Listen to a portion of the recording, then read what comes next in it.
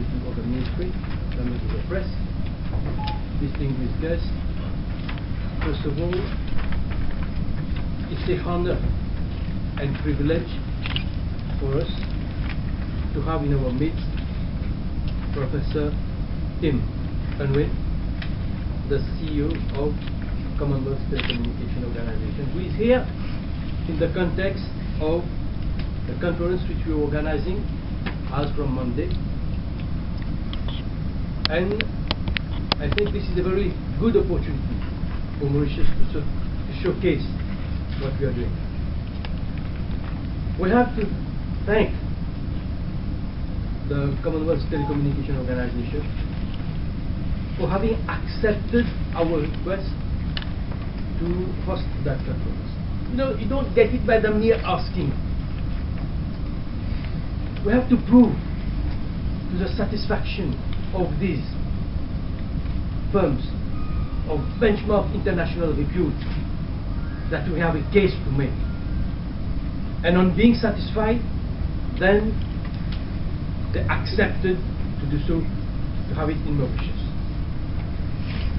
I always say that Mauritius has always been known as a tourist destination. But now when we want to make it a preferred, safe and secure ICT destination, we have to get that visibility. We have to get that international recognition. And in the process of organizing these conferences, you see what we can achieve. Last year, we had our first edition of the ICT BPO conference. And this year, we did the second edition. The coming week, we will involve ourselves in the organization of the Commonwealth Telecommunication Organization conference for the month of October. And in November, we are organizing the ICT SADC Ministers meeting. All these, gentlemen, is we want to position our country. We have the capacity, we have the ability, we have the vision, we have the ambition to make ICT a main pillar. Ça ne tombera pas du ciel. Malgré toutes nos bonnes volontés, si on ne met pas l'effort nécessaire, on ne va pas réussir. Et aujourd'hui, la preuve est là. J'ai eu l'opportunité, il y a mon ami Tim aussi était présent au ITU World Conference qui avait eu lieu à Dubaï. Et je dois vous dire, je parle de la correction de mon ami, Maurice a été chaudement applaudi à travers nos interventions quand on a choqué what we are doing. And now, gentlemen, we want to do more. We have the ambition to get Mauritius to be the first country in the world who have made ICT the main pillar of its economy. This is our ambition, a legitimate one, I will say, and I think with the help, support of these institutions like CTO, ITU and all that, we can make it. And together we are going to make it. The conference will be launched by our President, the President of the Republic, His Excellency Mr. Kailash Goyak. And we will debate a lot on mobile broadband. It's good to note that when I was in Africa, Cape Town, there was a conference there. When Mrs. Dinapune was pleading with ITU to give them that support to prepare their national broadband policy. And already here in Mauritius we have already launched it, and it has been showcased in New York in the month of September. A case study on that has been made, and it was presented in September of this year. When ITU is saying that we have to complete our migration by 2015, the digital migration in Mauritius, we can safely say that we have reached the 100% migration. But insofar as adoption is concerned, we approaching the 70%. And we are sure, absolutely sure, that next year we will complete that digital migration. Once, we are not making a big case about it, but it's a fact, it's true. While others have not yet started, other African countries are still on the starting point. We have already reached 70% in our adoption, and we are absolutely sure that by next year we will complete that digital migration, giving rise to the liberation of that scarce resource which we call spectrum. Gentlemen, this is where we want Mauritius to position itself. Already we have a penetration of broadband to an extent of 29%. In our national broadband policy, we said that by 2014 we shall reach 60%. Measures are being taken. We are working hard on it. In the forthcoming days you will know what I'm saying. I can't reveal it right now. But steps that we are taking, we are sure that by 2014, maybe earlier, we shall reach that target of 60% broadband penetration.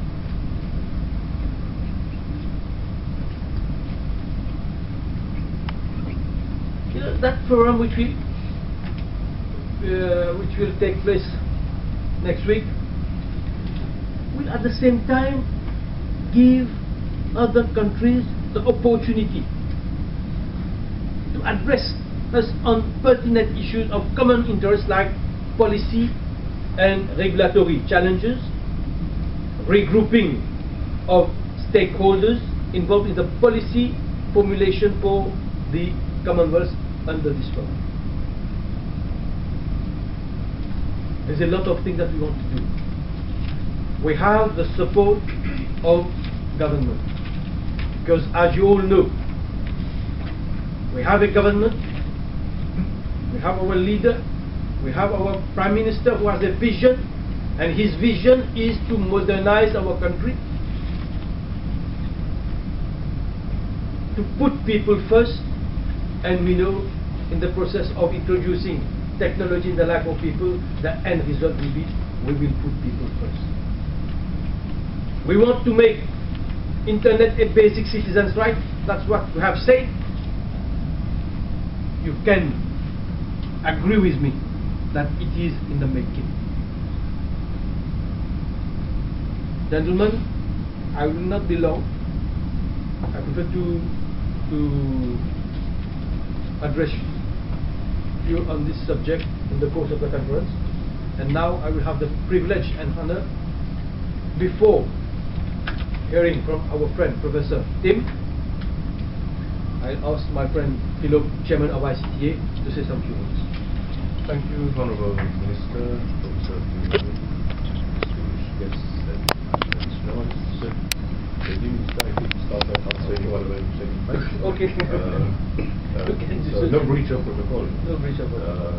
C'est uniquement pour vous dire que pour le régulateur, cette conférence a une double importance. Tout d'abord, elle permettra, comme l'a dit Monsieur le Ministre, une plus grande visibilité pour le pays sur la carte mondiale TIC, car nous aurons plus de 120 participants venant de divers pays du Commonwealth à ce forum. L'événement aura donc un retentissement international.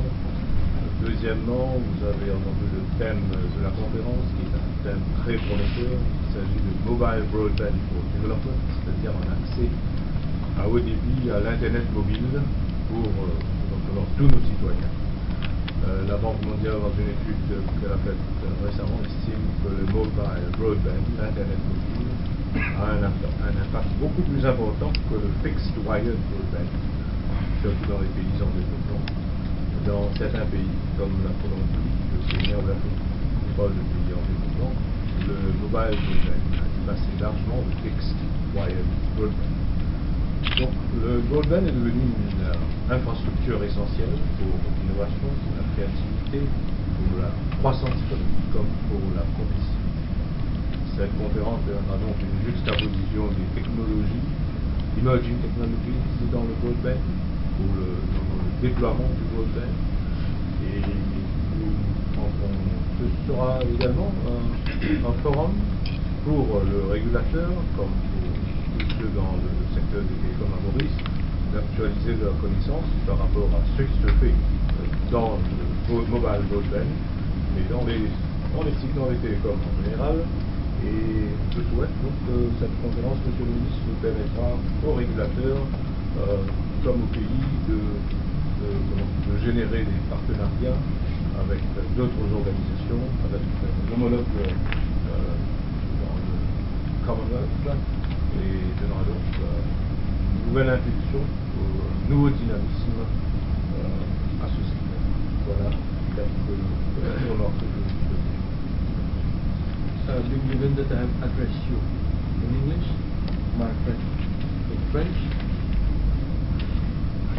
the team is a good international player. He will address us both in English and French.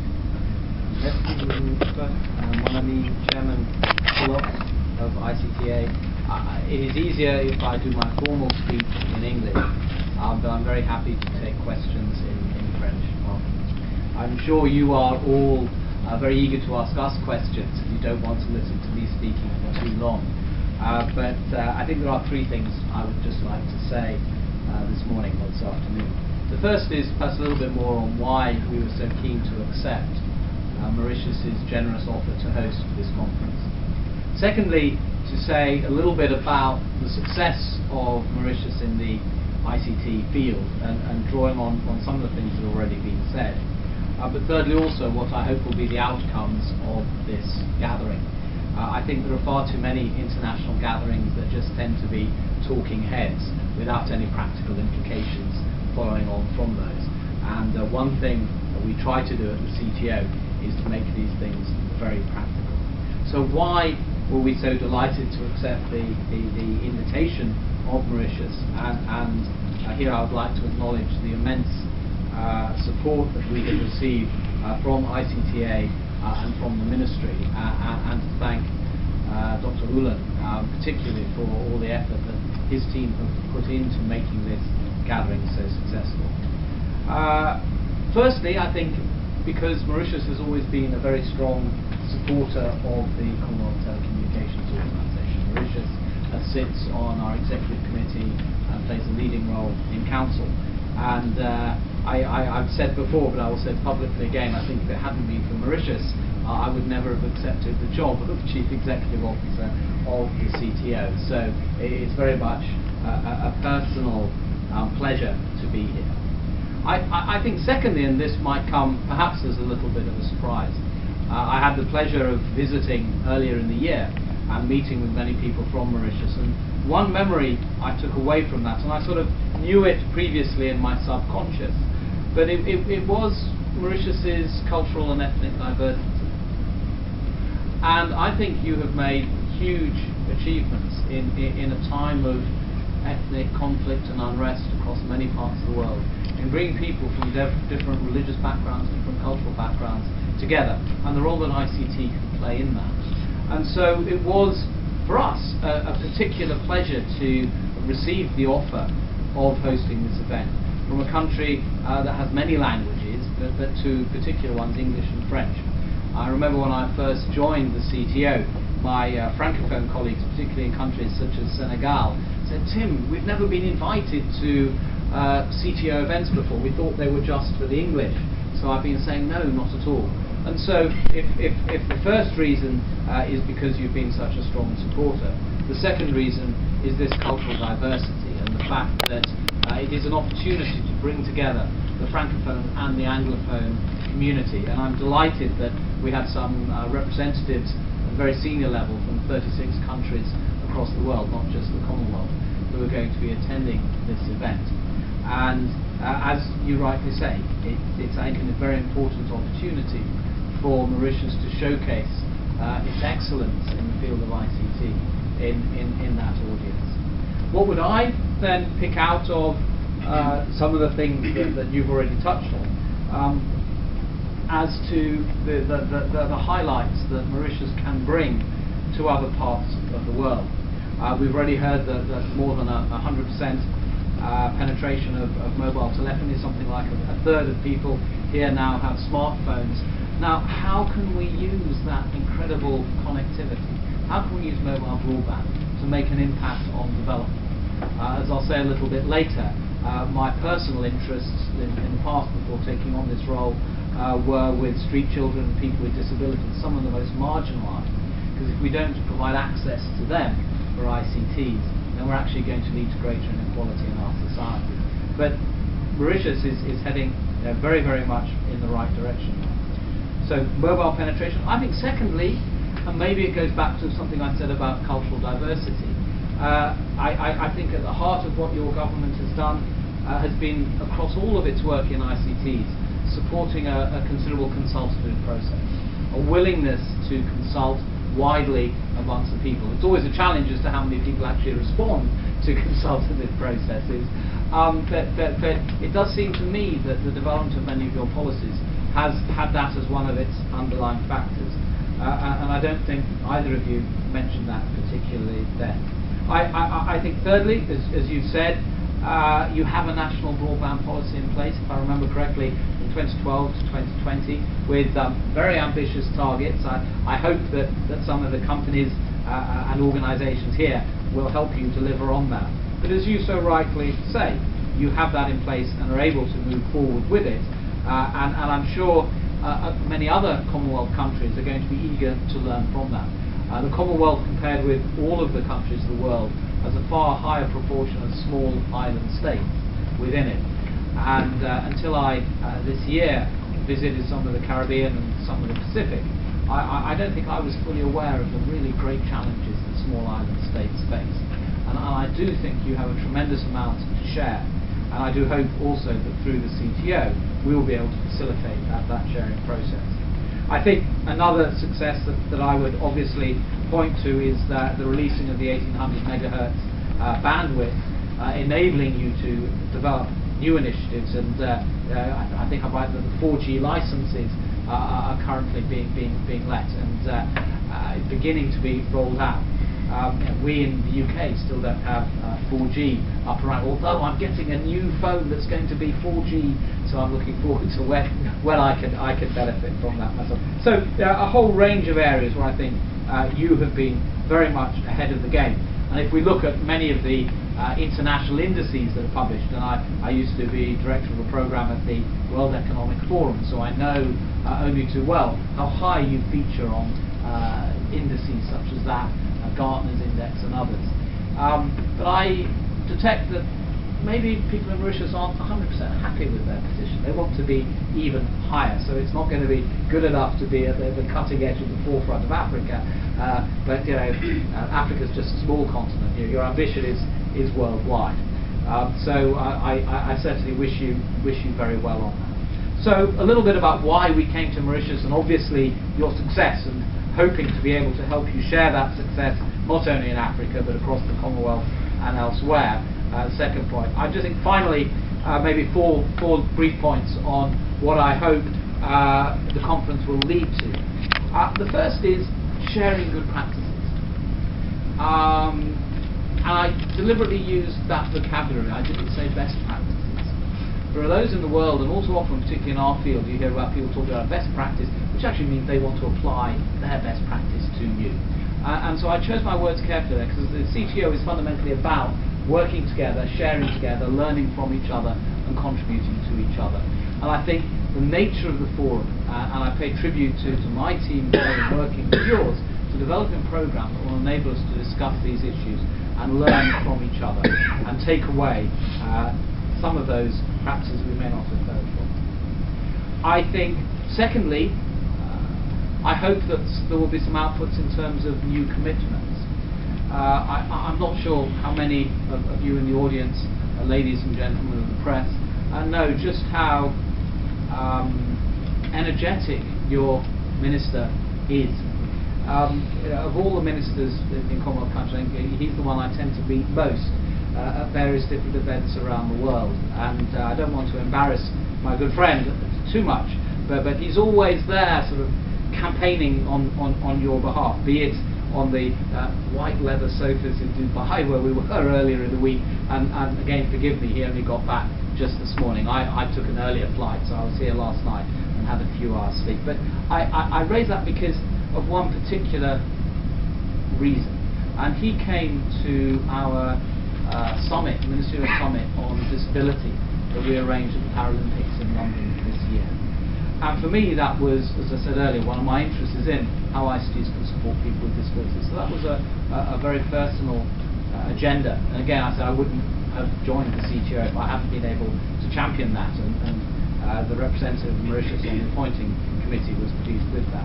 But at the e-accessibility summit, we reached in two and a half days 9 commitments on what we need to do to turn rhetoric into reality in terms of how ICTs can be used to support people with disability. And I know from our personal conversations just how much you champion that cause. And I look forward to one of the outputs of this event being a way in which we can really take forward that agenda here in Mauritius. And I know we have your personal commitment to that. To me, that is incredibly exciting. If Mauritius can champion that cause and be a beacon for ways in which everybody in our societies can benefit from the use of ICTs, that would be a wonderful outcome. I know it's going to happen. Thirdly, we hear a lot about partnerships in ICT for development, but all too often they fail. All too often they're not thought through sufficiently comprehensively.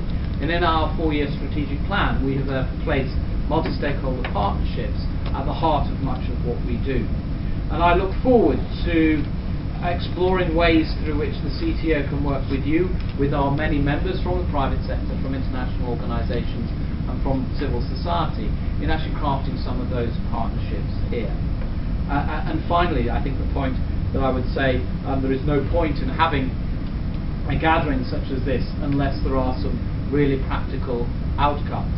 And one of your fellow ministers when I was here earlier in the year, Dr. Gulel, the Minister of Foreign Affairs, we had a very positive discussion, and just last month I had a letter from him, courtesy of the High Commission in London, talking about things that your government would particularly like us to work with you in implementing. It may sound strange for somebody in the field of ICT to be talking with your Mauritius Research Council about marine science and the ways that we can help support marine science in the UK, but also the fashion and design industry, how we can support the use of ICT in your fashion and design institute here. And so I've been in touch with various institutions in the UK who have already committed their willingness to support that. But those are just some of the personal, practical activities that I will be taking forward. I hope that for you, for our sponsors, particularly Mauritius Telecom, MTEL and DTL, that we will be able to provide more than value for money, but a really outstanding set of opportunities. So, Honourable Minister, Chairman, fellow colleagues here, I want to conclude just by saying how enormously grateful we are as the CTO, my ministers on our council, but also me personally, for your generous hospitality and all you've done to make this conference ready. It's up to us now to actually make it happen. You've put everything in place, and there aren't many delegates in the audience here, so it's always a slight trepidation. If they don't make a success of this conference, I'm going to be very displeased, because you've done everything you possibly could to make the records ready. So thank you for your hospitality on behalf of the CTO and on my